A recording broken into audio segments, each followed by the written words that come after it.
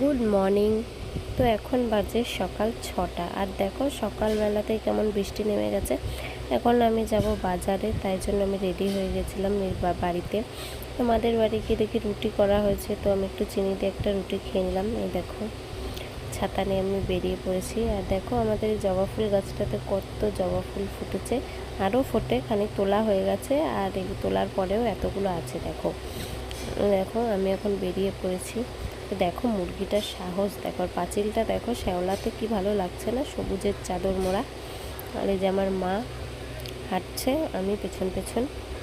দেখো কাদা, আমি ছাতা নিয়েছিলাম, আমার মা তাড়াতাড়ি হাঁটছে যে বাস চলে আসবে। ওই দেখো দেখো। তো জামা কাপড় শাড়ি আনতে গেছিলাম আমাদের দোকানের জন্য। তো দেখো কত সুন্দর সুন্দর শাড়ি এনেছি। শাড়িগুলো কেমন লাগছে অবশ্যই বলো।